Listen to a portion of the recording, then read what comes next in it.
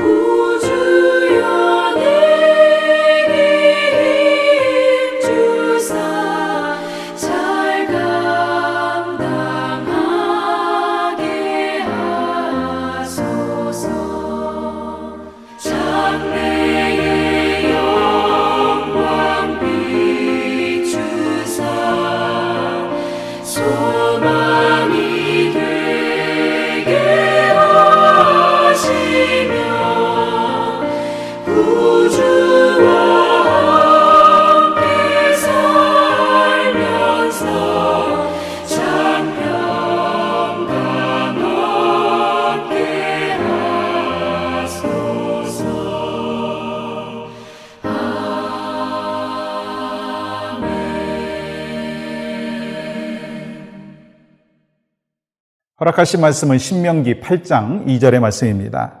내 하나님 여호와께서 이 40년 동안에 내게 광야길을 걷게 하신 것을 기억하라. 이는 너를 낮추시며 너를 시험하사 내 마음이 어떠한지 그 명령을 지키는지 지키지 않는지 알려 하심이라.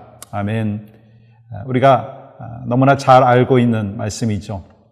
하나님께서 이스라엘 백성들을 출애굽시키시고 또 광야라고 하는 그 40년의 세월 동안 훈련을 시키신 이유가 무엇인가 라고 하는 것이 오늘 본문 속에 기록이 되어 있죠. 그 이유가 뭔가요? 여러분 다시 한번 보겠습니다. 내 하나님 여호와께서 이 40년 동안에 내게 광야길을 걷게 하신 것을 기억하라. 이는 너를 낮추시며 너를 시험하사 내 마음이 어떠한지 그 명령을 지키는지 지키지 않는지 알려 하심이라. 이 결국 뭐예요? 주님이 광야길을 이스라엘 백성들에게 허락하신 이유는 낮추시기 위함이라는 거예요. 겸손하게 하기 위함이다라고 말씀하시는 거예요. 여러분, 이것은 여러분과 저에게도 예외가 아니라고 하는 거예요. 혹시 인생의 여정에 광야의 길을 걷고 계시다면 그 중요한 이유 중에 하나가 우리를 겸손하게 만드시기 위한 과정이라고 하는 것입니다. 예수님도 고난 가운데 겸손과 순종의 모습을 보이셨죠. 그래서 히브리서 5장 8절은 이렇게 말씀하십니다. 그가 아들이시면서도 받으신 고난으로 순종함을 배웠어. 그러니까 예수님이 하나님의 아들이시고 하나님이신데도 불구하고 이 고난을 통해서 낮추시는 겸손함을 배우셨다는 거예요. 그렇다면 여러분과 저는 어떻겠어요? 마찬가지 아니겠습니까? 여러분과 저에게 있어서 인생의 여정에 고난이 찾아온다면 그것 또한 중요한 이유 중에 하나가 겸손하게 하기 위하여 나를 시험하셔서 하나님의 말씀을 따르는지 그렇지 않은지를 테스트하기 위함이다라고 하는 것입니다. 여러분, 광야의 훈련은요, 한 가지 특징이 있어요. 하나님이 우리에게 광야를 주실 때에 그 특징이 한 가지가 있다는 거예요. 광야는요, 동굴이 아니라 터널이라고 하는 거예요. 그래서 반드시 지나가게 되어 있고 빛이 있다고 하는 거예요. 근데 문제는 기다림이 필요하다는 거예요. 터널을 지나갈 때 기다림이 필요하다는 거예요.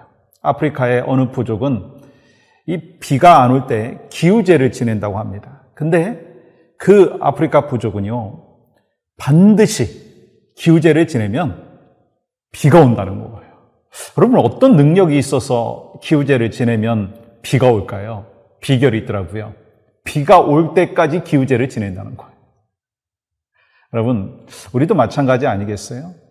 또 하나님께서 우리에게 하나님의 놀라우신 은혜와 능력을 주십니다. 근데 그 능력과 은혜를 받기까지 기다림이 필요하다는 거예요. 그때까지 주님 앞에 기도하고 무릎으로 나가야 한다는 것을 말씀하는 것입니다.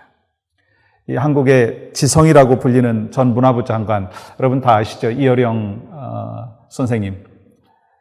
지금은 이제 암으로 인하여 또 인생의 마지막 그 한 토막을 지나고 계시고, 얼마 전에 영상을 보니까 참 많이 말라 계시더라고요. 그럼에도 불구하고 그분이 이렇게 말씀을 하시는 것을 보니까요, 아주 변함이 없는 그러한 스마트한 모습들을 볼 수가 있습니다. 그분이 정말 전에 이 철갑의 논리로 무장을 하고 기독교를 비판하고 정말 그 누구에게도 무릎을 꿇어보지 않은 사람이었는데 주님 영접하면서 그가 주님 앞에 무릎을 꿇었지 않습니까? 그러면서 그분이 하나님의 사람이 된 것을 이유를 이야기를 하는데요. 그분은 이렇게 말씀하시는 게 광야를 만났기 때문이다. 그러면서 이런 글을 남겼는데 제가 한번 읽겠습니다. 그렇습니다. 절망해보지 않은 사람은 절대로 영성을 가질 수 없습니다. 자기 파괴라고 하는 극적인 것이 없이는 영성을 갖기 어렵습니다.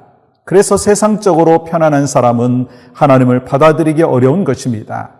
이 땅에는 빛만 필요한 것이 아닙니다. 어둠도 필요합니다.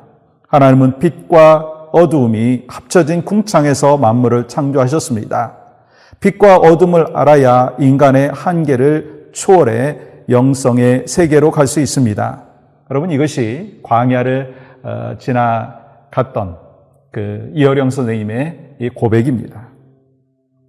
그는 젊은 시절 자신과 또 지금의 자신, 이게 비교를 해보면 완전히 달라져 있다라고 고백을 합니다. 그는 스스로 옛날에 썼던 그 글과 지금의 글을 또 비교해보면 많이 달라져 있다고 본인 자신이 고백을 합니다. 그는 이제 교만한 지혜자가 아니라 따뜻함고 겸손한 지혜자가 되었다라고 하는 그 사인입니다. 겸손한 지혜자. 여러분, 얼마나 아름답습니까? 여러분과 저의 삶 가운데도 그런 모습이 있기를 원합니다. 광야를 지나가면서 겸손하고 따뜻한.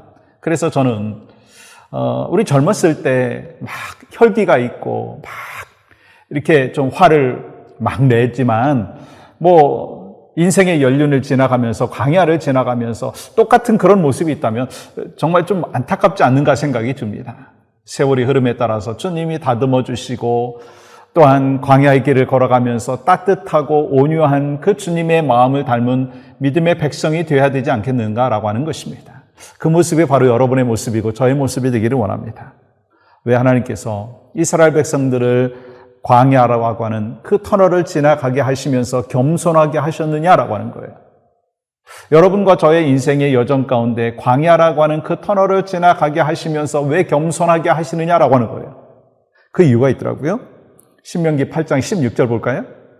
내 조상들도 알지 못하던 만나를 광야에서 내게 먹이셨나니 이는 다 너를 낮추시며 너를 시험하사 마침내 내게 복을 주려 하심이었느니라. 하나님께서 우리를 낮추시고 겸손하게 하시고 광야의 길을 걷게 하신 이유가 뭐라고요? 결국 복을 주시기 위함이라는 거예요. 아멘이신가요? 그 믿음과 확신과 소망 속에서 오늘 또 승리하시기를 소망합니다. 오늘 함께 중보기도 제목 같이 나누겠습니다. 새로운 한 해를 시작하면서 가난한 마음으로 또 2022년에 신년 특별 저녁 집회에 참석할 수 있도록 우리 성도들의 마음을 주장하여 주시옵소서. 강사로 오시는 진유철 목사님, 또 박영환 선교사님, 황인철 목사님, 황성기 선교사님께 성령 충만함을 허락하여 주셔서 우리 모두에게 필요한 말씀을 잘 전할 수 있도록 은혜를 베풀어 주시옵소서. 우리 함께 기도하며 나가기를 원합니다. 하나님 감사합니다. 오늘 또 우리에게 주신 복된 하루 속에서 주님의 기쁨과 영광이 되게 하시고 우리를 낮추시고 겸손케 하셔서 결국 하나님의 복을 우리에게 주시고자 하시는 하나님의 뜻에 오늘 또 순종하며 나아가는 우리 모두가 될 수 있도록 은혜를 베풀어 주시옵소서. 예수님의 이름으로 기도하옵나이다. 아멘.